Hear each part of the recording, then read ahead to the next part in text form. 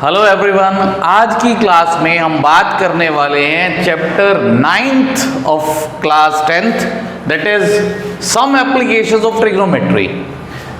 हमने 8 चैप्टर किया है, इससे पहले वाला जो हमारा चैप्टर है जिसमें बेसिक्स की बात है ट्रिग्नोमेट्री की। ट्रिग्नोमेट्री में हमने बात की है ट्रिग्नोमेट्रिक रेशियोज की, वैल्यूज की। अब आएगी बात इसकी एप्लीकेशंस की।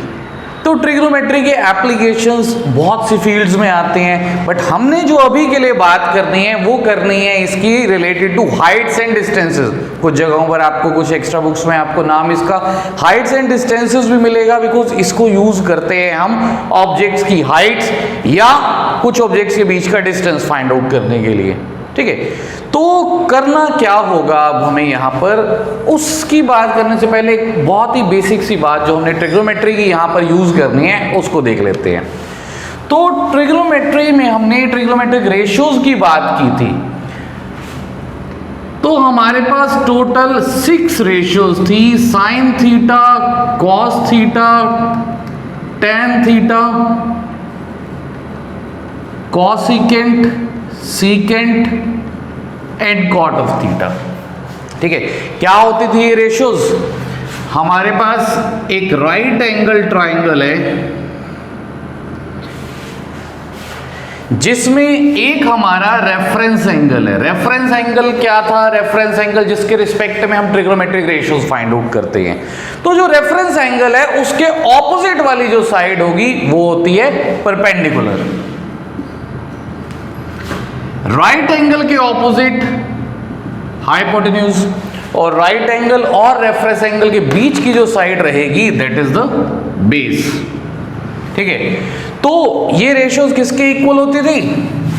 एक इसके लिए हमने बात की थी, ध्यान रखने के लिए, इसको याद रखने के लिए, पंडित बद्री प्रसाद हर हर बोले।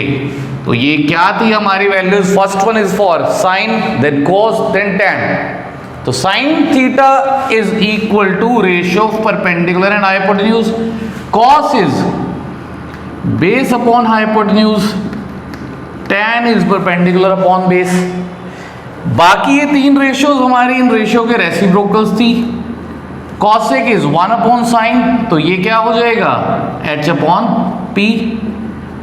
Secant theta is 1 upon cos theta which is ratio of hypotenuse and base, और कोट होता था tan theta का रेसिप्रोकल, तो ये हो जाएगा बेस अपॉन परपेंडिकुलर। ठीक है, एक तो ये बात हमारी यूज होगी जो हमने पहले की थी, 8 चैप्टर में की थी। रेफरेंस के लिए मैं उस चैप्टर का लिंक भी यहाँ दे दूंगा, अगर डिटेल में देखना है तो उसमें से दोबारा एक बार रेफर कर सकते हैं। ये अपार्ट फ्रॉम दीज, अच्छा अगर इसमें भी हम बात करें ना तो मेजर ये 3 ही यूज होती है, और 3 में से भी मैक्सिमम यूज आपका रहेगा टैन थीटा का। 80% क्वेश्चन में यही यूज होगा, बाकी 20 में साइन कॉस होंगे।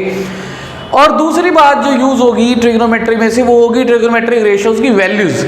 जो हमने कुछ एंगल्स पे वैल्यूज की बात की थी, उसमें से जो यूज होंगी वैल्यूज वो होंगी 30 डिग्री पर, 45 पर एंड 60 डिग्री। इन 3 एंगल्स पे जो वैल्यूज थी वो यूज होंगी। वैसे आप जब इसको करना शुरू करेंगे, अप्लाई करते करते याद हो जाएंगे, नहीं भी हो तो बेटर है इन 3 वैल्यूज के लिए तो याद रखा जाए। और वो भी मेजर हमारी जो 3 रेशियोज थी, sine theta, cos theta and tan theta. तो इनके रिस्पेक्ट में जो वैल्यूज थी, इन रेशियोज की जो वैल्यूज थी इन एंगल्स पे, वो आप ध्यान रखिए, ये सफिशिएंट रहेगा आपके लिए। बाकी 3 को नहीं भी करेंगे, उनका हम बिना भी हम गुजारा कर लेंगे, उनके बिना इन तीनों से भी बहुत अच्छे से हो जाएगा। कॉस थीटा 30 डिग्री पर √3/2, 1/√2 and 1/2। Tan theta is 1/√3, 1 and √3। ठीक है, तो ये वैल्यूज जो हैं हमारी यूज होंगी इस चैप्टर में। ठीक है, तो ये तो बेसिक पार्ट था कि जो हमने पहले से हम अपना यूज करना है। ट्रिग्नोमेट्री का जो कंसेप्ट यहाँ पर आएगा, इसके अलावा 1-2 बातें और हैं, जैसे अब हम बात करेंगे यहाँ पर, हमने एप्लीकेशंस की बात कर रहे थे। एप्लीकेशन कैसी एप्लीकेशन रहेगी? कोई बिल्डिंग है, ठीक है, कोई टॉल बिल्डिंग है, आपको उस बिल्डिंग की हाइट फाइंड आउट करनी है। मेजरिंग टेप लेकर तो नहीं जाएंगे उसकी हाइट मेजर करने के लिए, से हमारे पास कोई और सोर्स नहीं है मेजर करने का, बिल्डिंग में जाने का, उसके टॉप तक जाने का कोई सोर्स नहीं है। तो आप क्या कर सकते हैं, से यहां पर आप खड़े हैं, आपने इस बिल्डिंग से अपना डिस्टेंस मेजर कर लिया। बिल्डिंग में नहीं जा सकते, बिल्डिंग तक तो जा सकते हैं। ये डिस्टेंस अगर हमारे पास है और आपको ये एंगल पता है, ठीक है, इसको मेजर किया जा सकता है। तो मल्टीपल डिवाइसेस ऐसे अवेलेबल है जिससे आप एंगल मेजर कर सकते हैं। ये एंगल आपने मेजर कर लिया, ये डिस्टेंस आपके पास है। अब आप इजीली यहां से बिल्डिंग की हाइट फाइंड आउट कर सकते हैं, ठीक है। तो इस टाइप की एप्लीकेशंस की हमने बात करनी है, अभी प्रॉपर एग्जांपल के साथ बात करेंगे। इसकी बात करने से पहले अब दो टाइप के एंगल्स का जिक्र होगा यहां पर, उनके बारे में देखिए।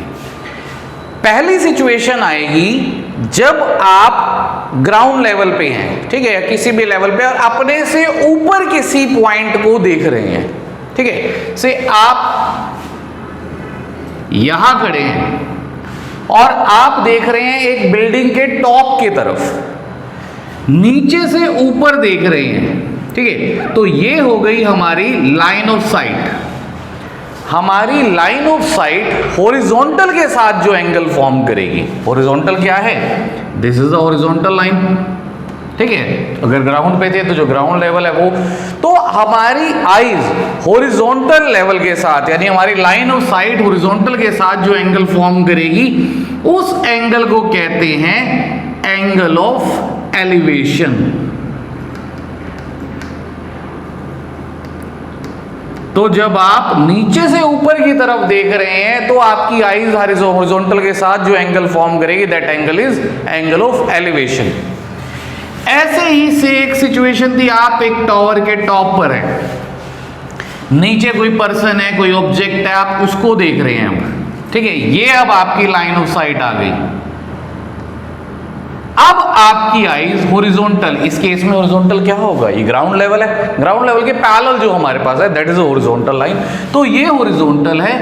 अब आपकी लाइन ऑफ साइट हॉरिजॉन्टल के साथ जो एंगल फॉर्म करेगी, that angle is angle of depression. So this is angle of depression, ठीक है। That was angle of elevation, that means नीचे से ऊपर देख रहे हैं तो दैट इज एलिवेशन, ऊपर से नीचे की तरफ देख रहे हैं तो दैट इज डिप्रेशन, ठीक है। इन दो एंगल्स का जो है यूज रहेगा। अब अगर हम बात करें, हमने एंगल ऑफ डिप्रेशन मार्क तो वहां कर दिया, you have to show that, ठीक है, मार्क करेंगे आप वहां पर भी, बट यूज उसको हम यहीं पर ही करते हैं, ग्राउंड लेवल पर ही करते हैं। देखो अब मैंने क्या कहा था, हॉरिजॉन्टल के पैरेलल वाली ये लाइन है, ग्राउंड लेवल के पैरेलल वाली लाइन है, पैरेलल है तो these two angles are alternate angles. तो जो भी एंगल ये होगा, सेम एंगल यहां पर भी फॉर्म हो रहा होगा, तो आप उस एंगल को यूज यहां पर ही करेंगे in most of the cases, ठीक है।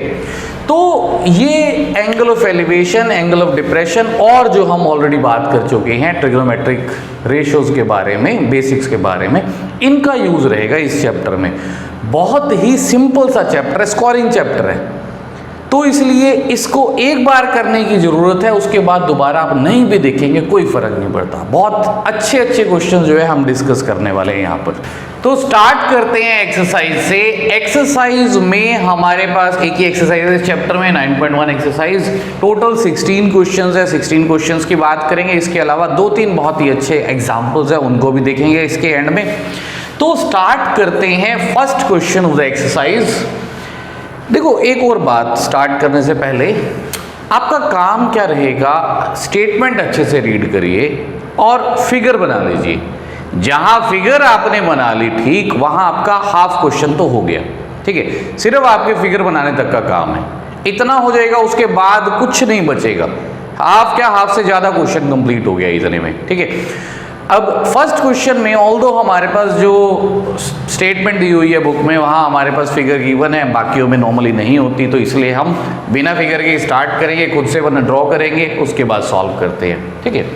क्या कहता है, A circus artist is climbing a 20 meter long rope. Circus artist है 20 meter long rope climb कर रहा है, which is tightly stretched and tied from the top of vertical pole to the ground. से ये एक वर्टिकल पोल है, इसके top से एक रोप टाई की और स्ट्रेच करके टाइटली उसको स्ट्रेच करके टाई कर दिया गया ग्राउंड पे किसी पॉइंट पर. फाइंड द हाइट ऑफ पोल. पोल की हाइट फाइंड आउट करनी है. If the angle made by rope with the ground level is 30 degree. ये रोप है, ठीक है, रोप टाई की थी हमने. ये रोप जो है ग्राउंड लेवल के साथ फॉर्म कर रही है 30 डिग्री का एंगल. ये लेंथ गिवन है हमें 20 मीटर्स. तो हमें फाइंड आउट करनी है पोल की हाइट. से ट्राइंगल को हमने नाम दिया ABC. वर्टिकल पोल है, हॉरिजॉन्टल ग्राउंड के ऊपर है, दैट मीन्स ये राइट एंगल फॉर्म करेगा. ठीक है, तो इन जनरल जो भी वर्टिकल ऑब्जेक्ट्स होंगे उनको प्रॉपर वर्टिकली कंसीडर किया जाएगा, that means perpendicular to ground level consider करके चलेंगे. तो अब करना क्या है, हमें हाइपोटेन्यूज गिवन है, फाइंड आउट करना है हमें perpendicular.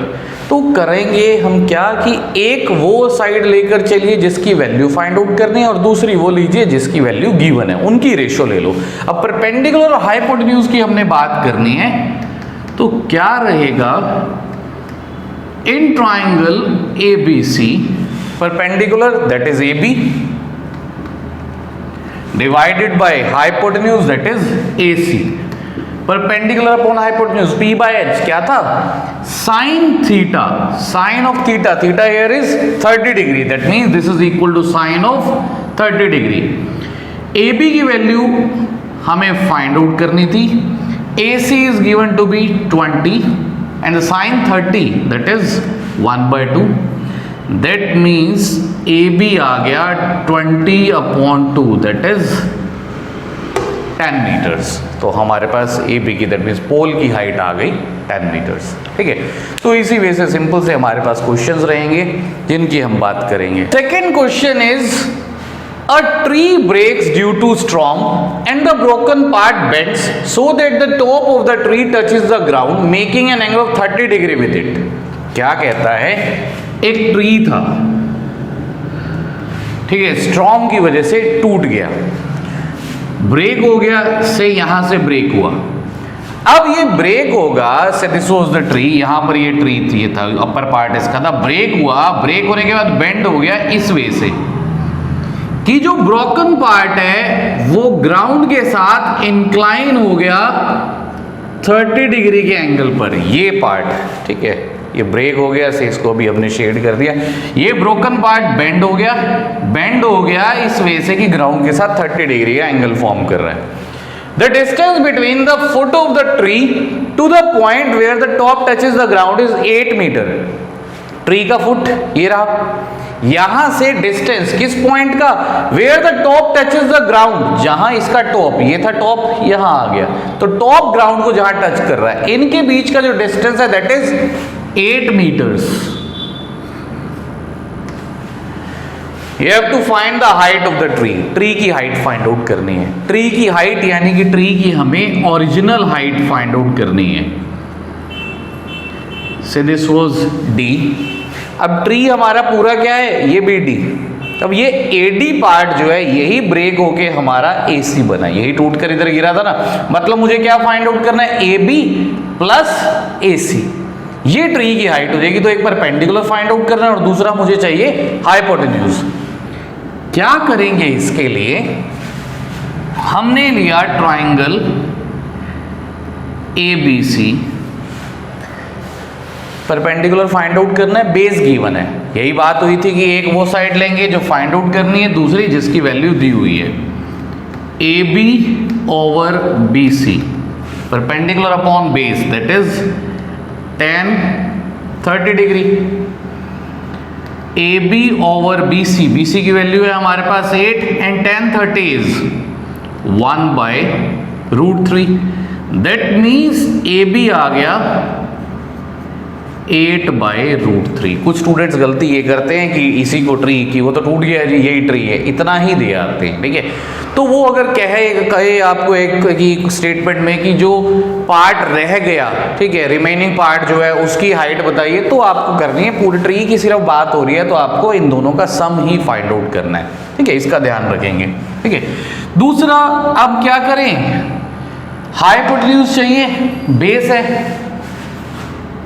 Base that is BC upon hypotenuse AC, base upon hypotenuse that is cos of 30 degree.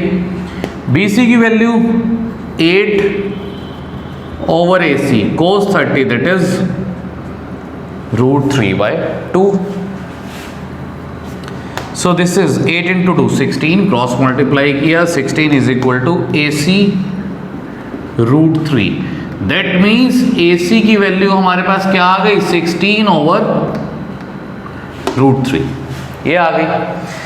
So height of tree जो हमें फाइंड आउट करनी थी, क्या हो जाएगी height of tree, AB plus AC। Value of AB was 8/√3 plus 16/√3, √3 LCM लिया, 8 + 16 this is 24/√3।